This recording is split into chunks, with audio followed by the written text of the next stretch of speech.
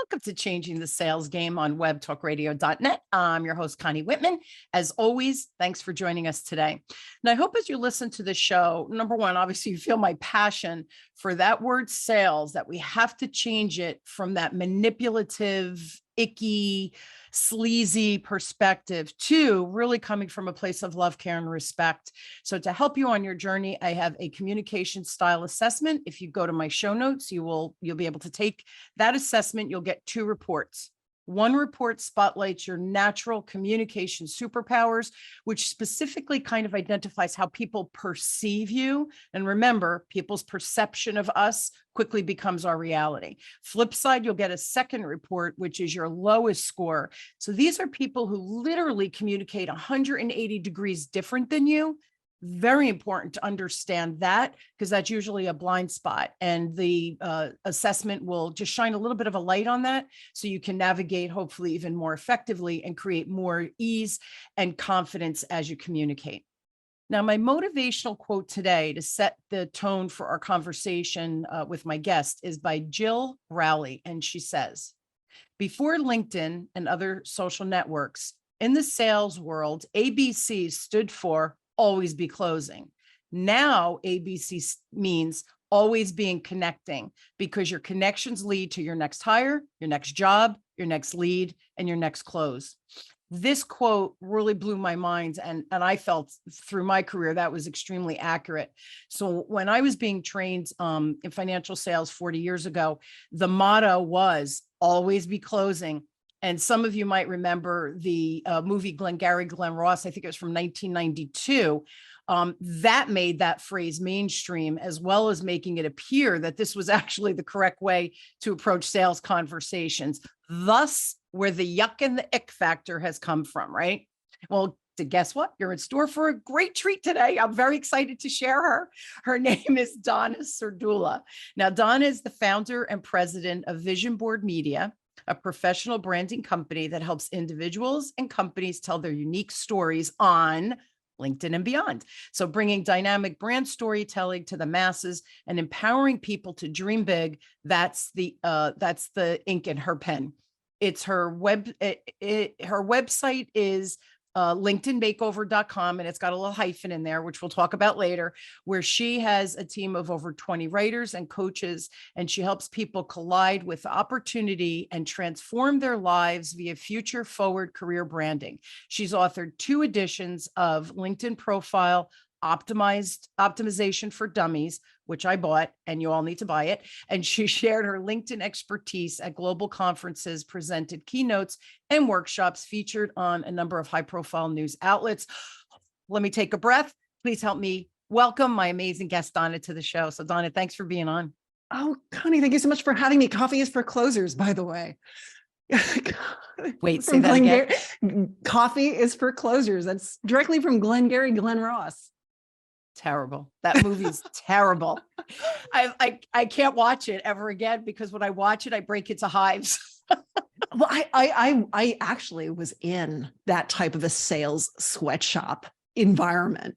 Yeah. And I remember like the guys used to keep little like cans on their desks for, like as a spittoon, because they were constantly chewing tobacco, and it was like dialing for dollars. And have we come a long way, baby? Thank goodness that's long behind me. And it's a much different type of selling atmosphere today. Well, yes. And because you're contributing, as hopefully I am, we're contributing to that shift in that paradigm of thinking from that dialing for dollars, the spittoon, and just being super aggressive.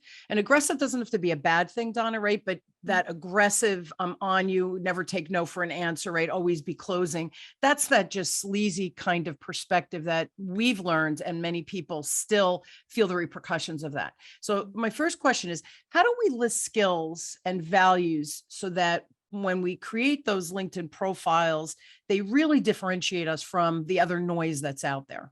Yeah. I think a lot of times people think in terms of that LinkedIn profile, they think it's a resume, right? They look at it, they're like, oh, let me just copy and paste a resume in there. It's so hard to write about yourself. So it's like, just find me something that I can do easily without much thought.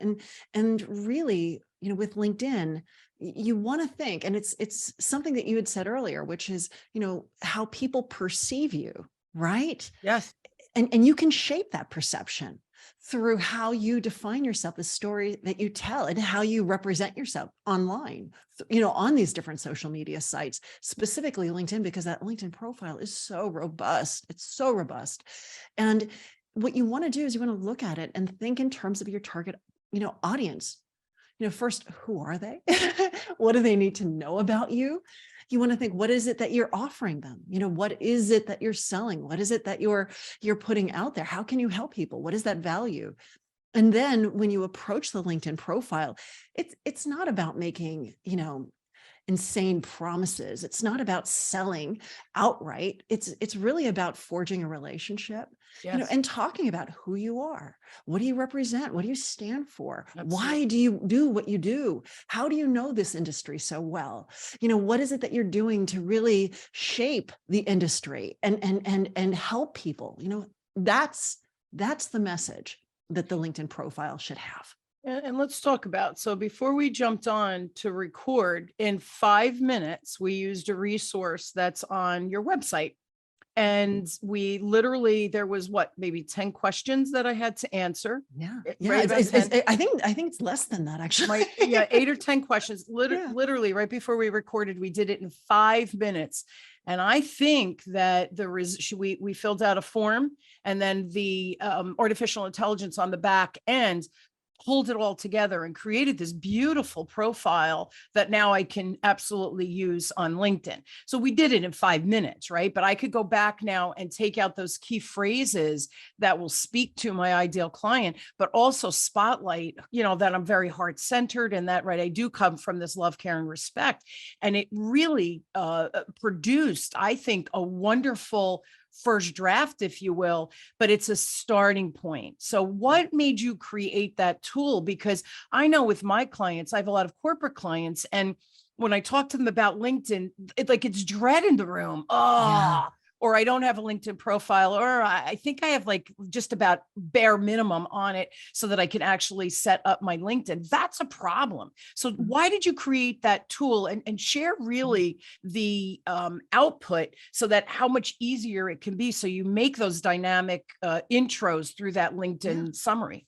I started my business in 2009. And what we were doing then, as we are doing now, is I have a team of writers, and we write LinkedIn profiles for executives and entrepreneurs and professionals all over the world. And companies hire us to optimize the profile of their employees, because it's so important to be telling the right story and to integrate it with the company messaging. And that's been our focus since 2009. It's great. Now, I've always had a course in which I've talked to people and I've explained, I've instructed, this is how you do it. This is how you write about yourself. And these are the words that you can use. And I've tried so hard to explain it and simplify it and make it easy to do. But regardless of how easy I try to make it, people struggle. It's so hard to write about yourself. It is. And so it didn't matter how well I explained how to do it. People just couldn't do it. And so when ChatGPT came out and, the AI is there, I thought, what I can do is I can take all of my knowledge and I can engineer the right prompts and ask the right questions that are easy to answer for people.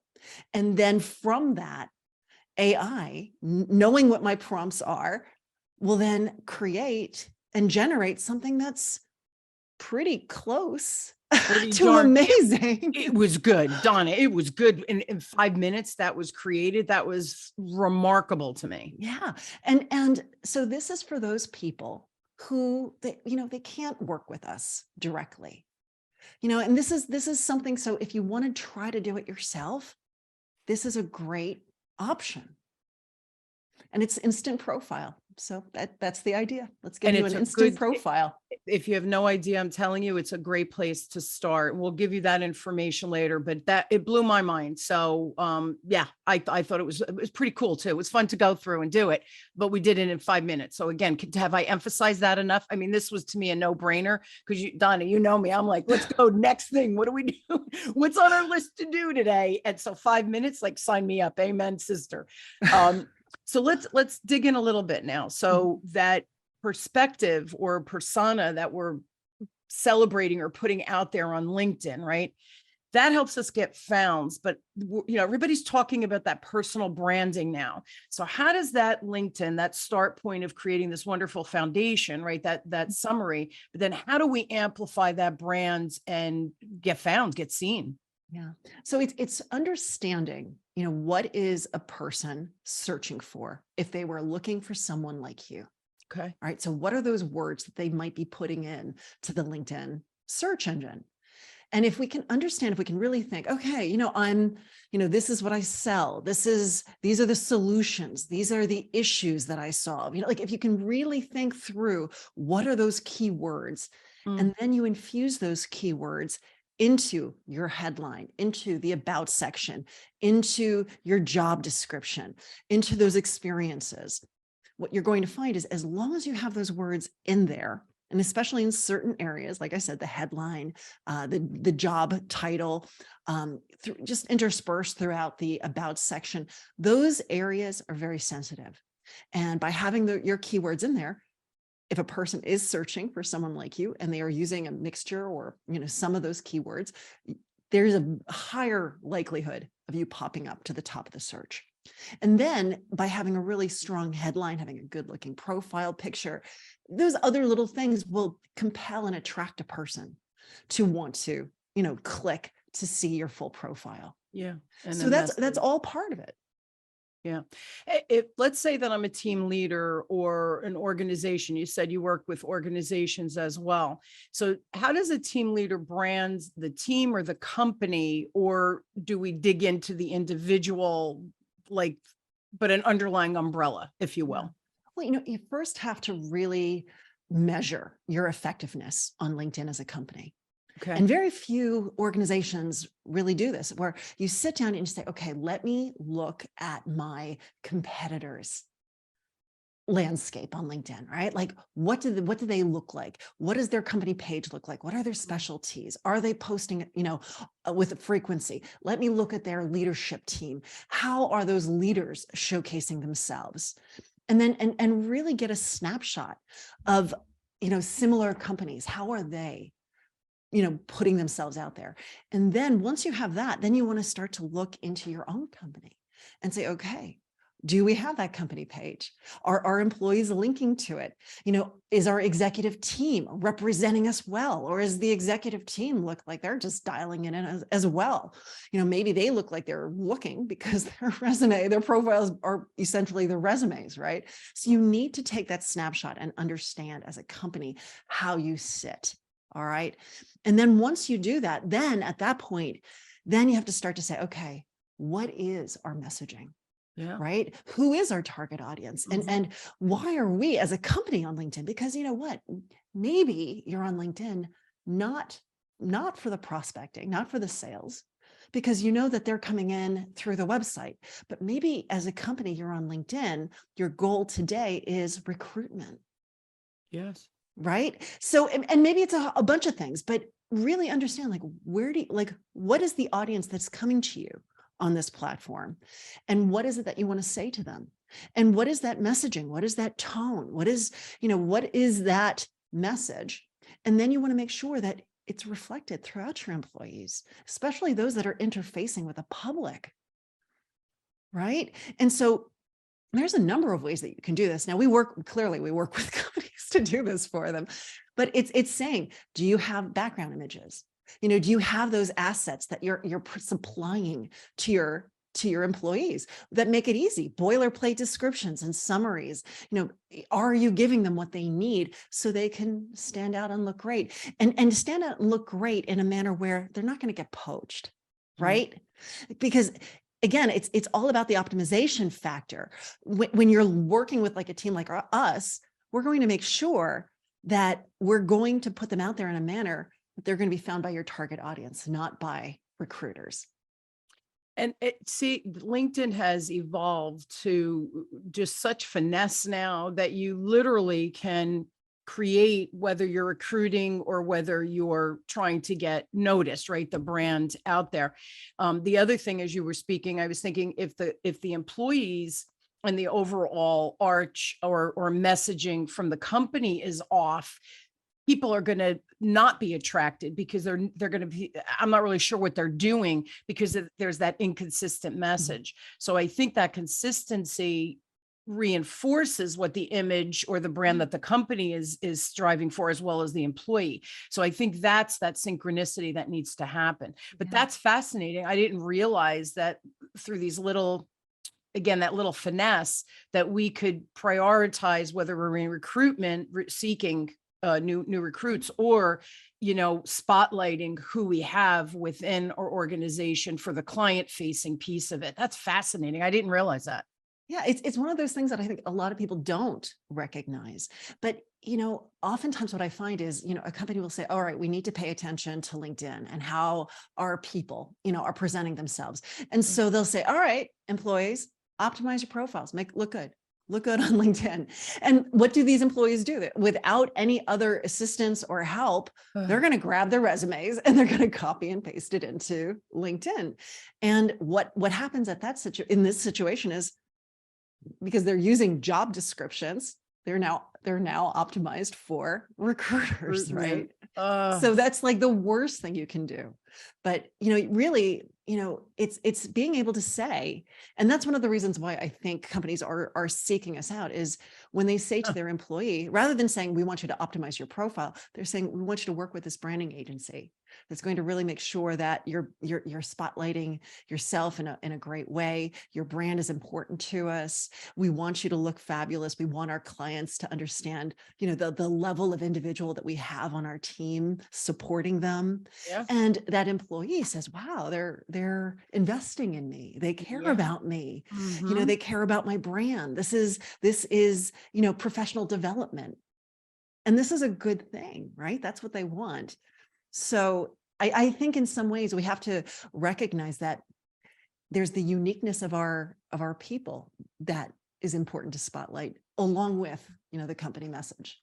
And they're high. I love that, because they're high, like companies hire me to help them build a sales culture, right? And all that means is, what does the client journey look like? And I help them create that. So a piece of that puzzle is their LinkedIn profile for the business as well as the employees, so that you come in, you understand what that messaging sounds like, looks like, what they're trying to achieve in the marketplace. And then you could whittle that down to the individual, but starting again at the helm of whatever the organization is, which is brilliant, because again, you get that consistency, you get clearly whether the client journey, whatever the objective is, but there's clear messaging. So the person finding you or finding the organization, you're going to stand out from the rest. It's cohesive. It's unified. Yeah. Yes, absolutely. And you said it right too. How do we retain our employees, right? There's this massive exodus that employees are quietly leaving, and they're not even saying to their bosses why.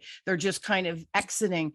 And this is a great way to personal growth, personal development, as well as providing the resources versus go fix your LinkedIn profile where you're providing that resource. So again, it's this perception's reality. Well, the organization or company thinks a lot of me, that they're spending this money and allowing me to spend time with Donna, your team, whoever it might be. Very important for the retention, especially of quality employees, because quality employees going to go, whoa, you're doing what for me? So, right, the quality employees are the ones I think that will see it and realize the importance of that empowerment. It's empowerment. It is. And then you think of where it trickles down to, because, as these employees are going into meetings, they're talking to prospects, those people are saying, who is it that I'm walking into? Who am I going to be talking to?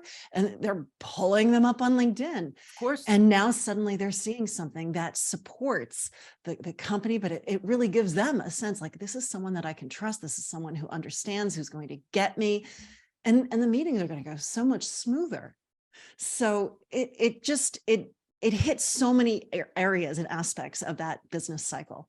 It starts to build a know, like, trust factor before we even get into a conversation, right? So it's helping to generate or strengthen the leads coming in. So then we're in front of the sales conversation.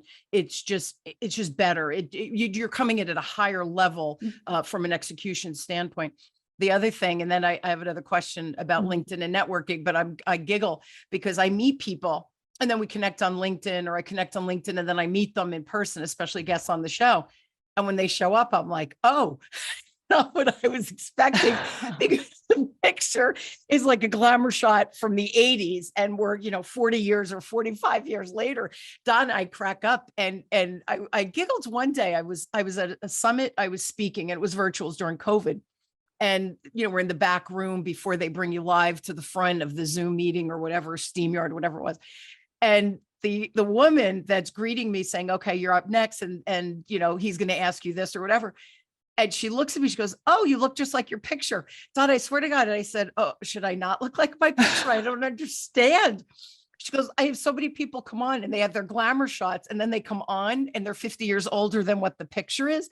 So I'm like, wait, are you in the right place? She goes, but you are you. So that's another thing. I think we have to keep our profile picture up to date. So when the person shows up at the meeting, whether on Zoom or in person, they know it's you. Yeah.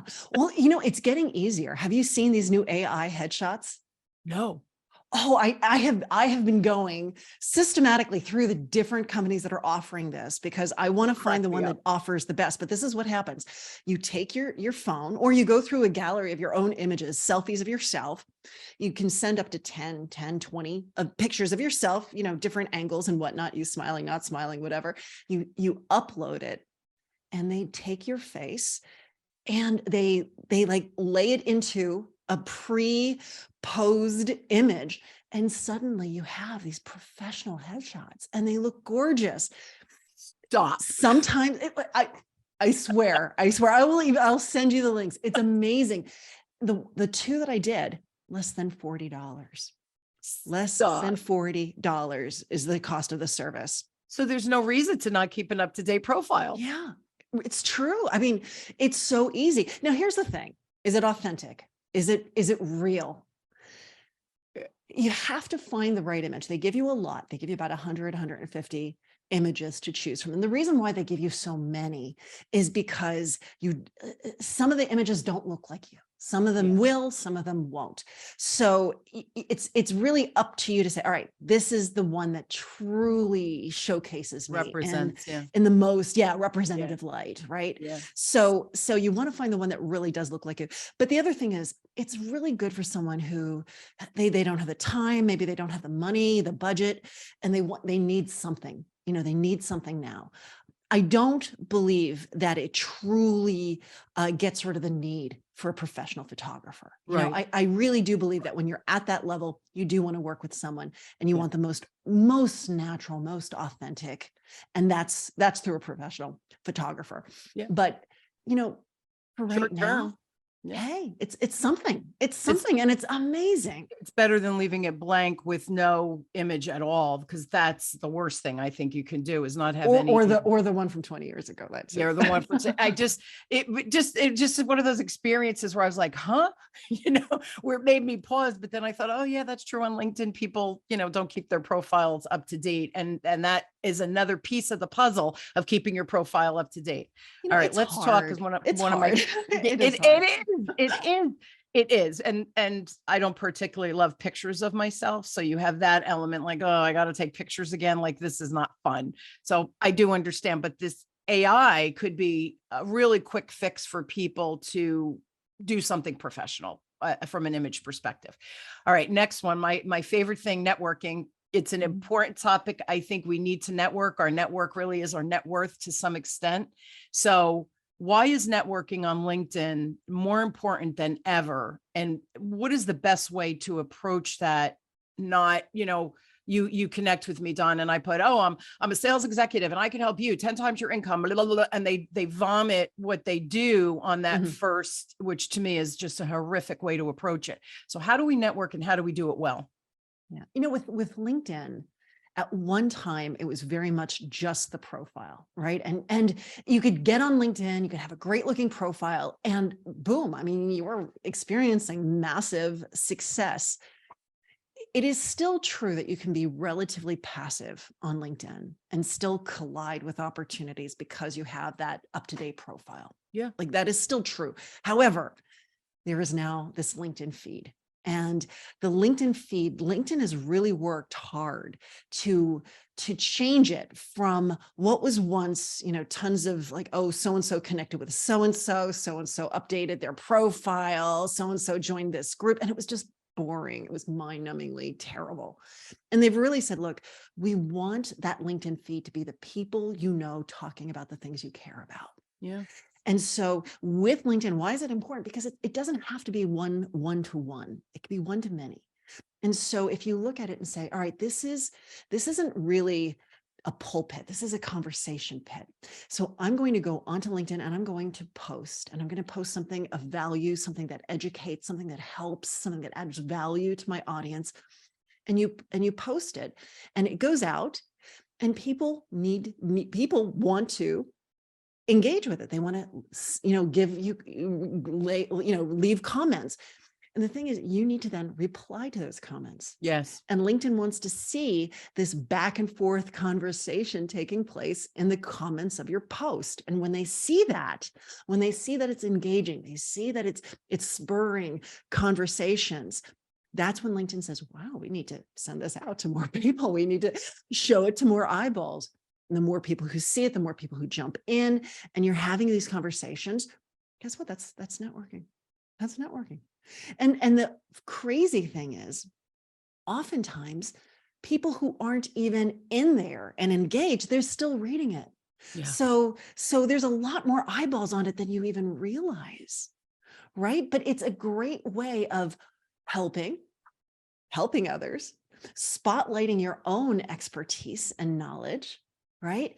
And then you start to have these conversations and you start to forge relationships. But then it's up to you to then say, you know what, I'm going to take this one offline. Maybe I'm going to give them a call. Maybe I'm going to invite them out for coffee, or maybe I'm going to have a Zoom call and say, let's just have an informational interview. Let's just talk to learn about our synergies. So it's a place where it's no longer just your profile. It's your profile, but then it's you having fun, reaching out, engaging with others. And it's amazing what happens. And I think fun is important too, because, and I know I wrote an article, so I belong to, and I like you to comment on this also. I belong to a group of, a networking group that I belong to.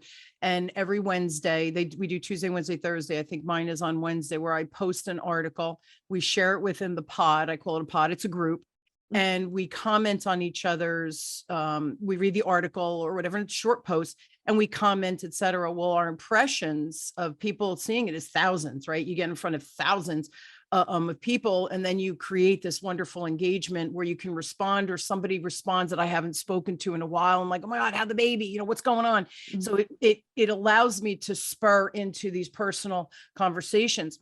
But the fun part, I think, and it also helps spotlight your personality, not only what you're good at, but who you are, the individual, right? Because if someone buys from me, they're buying me as well as my programs. If they're buying you, they're buying you, your team, as well as the programs and different resources you offer. So I remember I wrote an article 6 months ago when this new Spider-Man movie had come out, and my husband and I, we did our date. It was I think our anniversary. Mm-hmm. And I wrote, and at the end, right, Marvel, we know, don't leave, because they're going to give you the little vignette into the next movie, right? Mm-hmm. So I sat there and I giggled to myself. I thought, it's like a secret community. We're all waiting for the preview of the next movie. No one moved, because we all knew what was coming. So that was fun. That gets to know me and my husband. We had a date going to see Marvel. Yeah. But the flip side was, how did I connect it back too? How do Yeah. your, like that we knew Marvel, right? So they've built this community. How are you building your community so people know what to expect from you and your organization? So you could take, but that's fun. They get to know me, the person, but then understand what the business repercussion is for them. Hopefully have them pause to say, wow, that was a great example. Am I differentiating myself?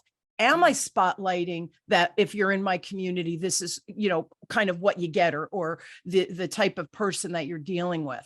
So what do you think about those pods, to amplify the message that you were talking about before? Well, there are some pods that are done organically, and it sounds like yours is an organic type of pod. Yes. And you're helping each other, you're Yes. commenting, and that works well. I do think LinkedIn is catching in, and they're cracking down a little bit. If they see it always happening, they know. But at the same time, it's still, the idea is that you're creating those conversations, and that's what LinkedIn is looking for. There are some pods, Connie, that aren't so nice, that are automated and people pay money.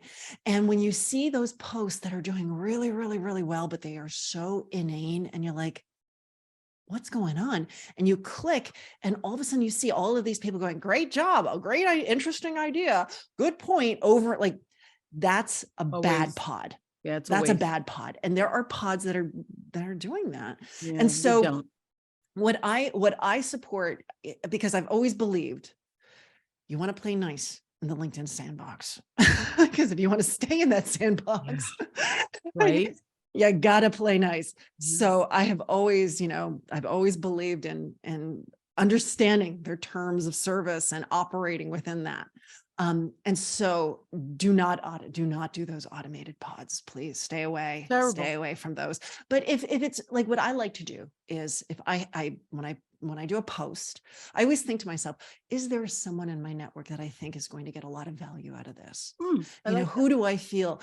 And I will send that link to the person, and I'll say, hey, I was thinking about you when I wrote this, and I'd love for you to, pop in there and leave your 2 cents. I might send it to a couple of my writers and say, hey guys, just posted something. If you find value in it, like it, comment. So I do believe in a little bit of a kickstart of those posts, and asking people for engagement, but not like hundreds of people.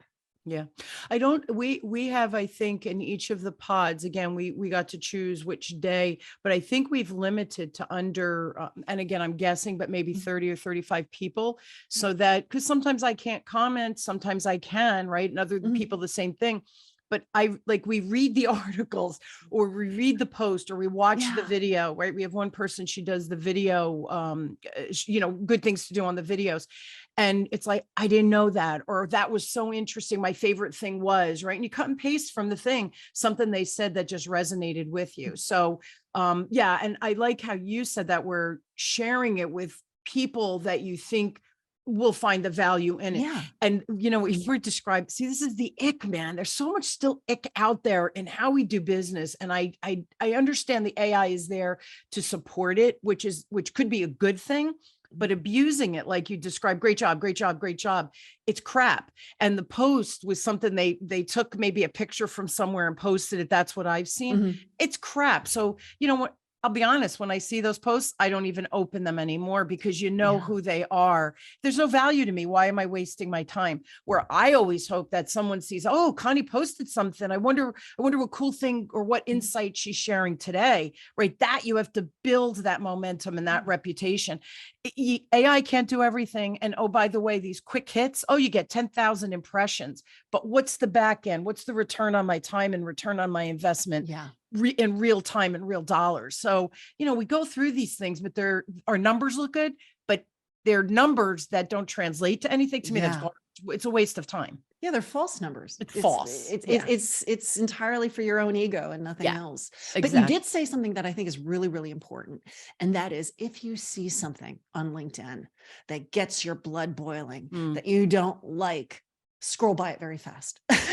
Because if you open it up, if you hit see more, if you go into those comments, if you even put a comment, all of that activity is saying to LinkedIn, oh, this is good stuff. I like it.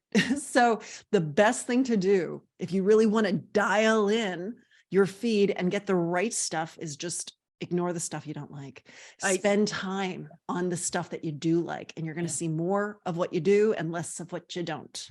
It's usage, right? Because Mhm. there's an algorithm on the back of LinkedIn. They know what I want to read and what I don't, and they know the people I follow. And the other cool thing on LinkedIn that I love is there's a bell at the top right, I think it is on the Mhm. profile. If you click that, like if you go to Donna or my profile and you click that bell, anytime we put a post out there, you'll get notified. So there's people out there that I love their posts, and I think, oh, I always learn something. It's a quick read, but it's so interesting. It's well written. I follow them, and then they pop up on my feed, and I will pause and read because I know there's going to be value on the back end. So that's another little tip that you guys could start to build the notifications you get with good stuff, and it bypasses. So the noise goes away and Mhm. it rises, right? The sweet stuff rises to the top, which is really where we want to spend our time. Donna, we're out of time. I hate that sometimes my shows, I go, oh, like I have so many more questions. Here's the deal, folks.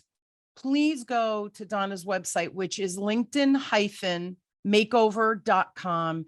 Here's the deal. There's so many freaking resources like the AI that we were talking about that we did beforehand. Additionally, if you have questions specific for Donna, please email her at donna@linkedin-makeover.com. And she has a free gift, which is linkedin-makeover.com. And it's in the LinkedIn resource page. Can you tell everybody what that is? Because I have the link in the show notes. Yeah, sure. I have my LinkedIn headline generator, which is just a fabulous tool. It automates the creation of a headline that you just click, copy it, paste it in there. You're going to get more hits to your profile. Your profile is going to be more optimized. It's going to be more engaging. People are going to find it and they're going to click on it, and you're going to get more opportunity. I love it. And hopefully opportunity with the right peeps. So the right peeps are following you, right, as you start to build your network in business or career, whatever it might be. So you want to, here's the thing, right, Donna, we want to attract those like-minded folks because they're the ones who we will do business with, us buying or them doing business with us if I or my organization resonates with their values and all those things. Yeah. So I think LinkedIn really does help us build that know, like, trust factor, but also connect with the right people that are like us. It was funny, recently, a gentleman, we were having a back and forth, and I thought, oh, financial industry. I thought, oh, good, we have something in common. You never know, we might be able to work on a project or something, right? We're Yeah. in the same kind of industry. And then if I didn't respond, he's like, well, where are you? Are you ignoring me now?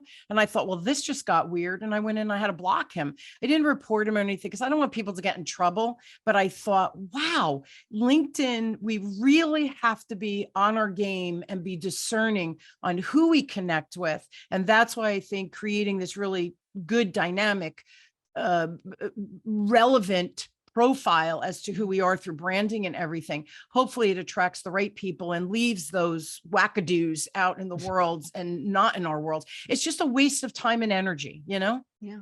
Yeah, I agree. I've always said, I want your profile to repel the people that aren't part of your tribe and attract the people that are. Absolutely. You can't be all things to everybody. We don't want that. We don't want to spray and pray. Yeah. Absolutely. Well said. Thank you so much for being on. Great show. Everybody, I think you have to go listen again, take notes. Make sure you go on the resource page because, again, Donna has a ton of stuff on her website. I was perusing. And if you really are unsure of how to proceed, reach out to Donna, but use that AI. I think it's another great resource that Donna has on her website, or talk to her about it on how you can use it working with her. So again, LinkedInMakeover.com with a little hyphen in there, or Donna at LinkedIn-makeover.com. Reach out, connect with her on LinkedIn. And certainly follow some of the cool things she's doing out there. Thanks again, Donna. Thank you so much for having me, Connie. Oh, thank you. I love hanging out with you. We can go on and on. So, that means it's good stuff, right? There's good meat here. And that's why we weren't at a loss, and why it really does feel like it went so fast. So thank you again, Donna, for just a great show. And thank you all for joining me weekly as we question, build, and discover together, no matter where you are on your journey of changing your sales game. Again, whether in corporate or whether you're in business, I really hope between my guests and I that we've shared some tips, strategies, ideas that you can implement immediately. Information's a beautiful thing. If you do nothing with it, it's simply information. I promise you, if you start to apply some of the tips that you learned from the show and you put them into action, like the conversation about your LinkedIn profile, I promise you magic happens on the back end. I wish you all an amazing week. Thank you for tuning in. I am truly honored to have you on this journey with me, and I hope that you tune in next week. Don't miss an episode. I love you all. Have a great one. Thanks again.